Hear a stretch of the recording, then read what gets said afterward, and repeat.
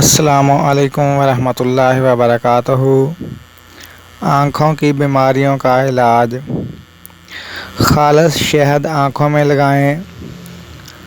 آنکھوں کی اکثر بیماریوں کے لیے مفید ہے۔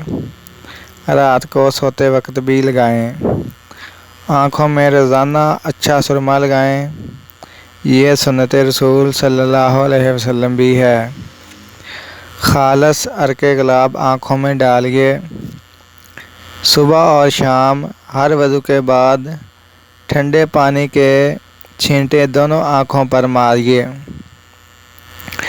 گاجر کے موسم میں روزانہ ایک گاجر بلا ناغہ کھائیں۔ حافظہ اور بینائی کے لیے بہترین ہے۔ روزانہ کے استعمال سے چشمہ کا نمبر بھی کم ہونا شروع ہو جاتا ہے۔ اللہ تعالیٰ کے حکم سے اپنی آنکھیں نامحرم کو دیکھنے سے بچائیں۔ بد نظری زنا کی پہلی سیڑھی ہے۔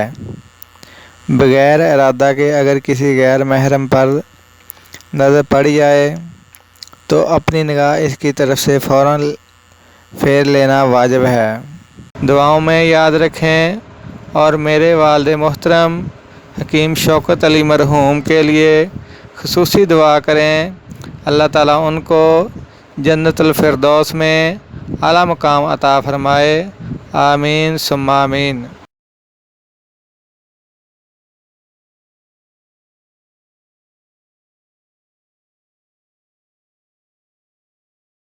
السلام علیکم ورحمۃ اللہ وبرکاتہ۔ آنکھوں کی بیماریوں کا علاج۔ خالص شہد آنکھوں میں لگائیں۔ آنکھوں کی اکثر بیماریوں کے لیے مفید ہے۔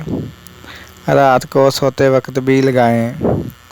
آنکھوں میں روزانہ اچھا سرما لگائیں۔ یہ سنت رسول صلی اللہ علیہ وسلم بھی ہے۔ خالص عرق گلاب آنکھوں میں ڈالیے۔ صبح اور شام ہر وضو کے بعد ٹھنڈے پانی کے چھینٹے دونوں آنکھوں پر ماریے۔ گاجر کے موسم میں روزانہ ایک گاجر بلا ناغہ کھائیں۔ حافظہ اور بینائی کے لیے بہترین ہے۔ روزانہ کے استعمال سے چشمہ کا نمبر بھی کم ہونا شروع ہو جاتا ہے۔ اللہ تعالیٰ کے حکم سے اپنی آنکھیں نامحرم کو دیکھنے سے بچائیں۔ بد نظری زنا کی پہلی سیڑھی ہے۔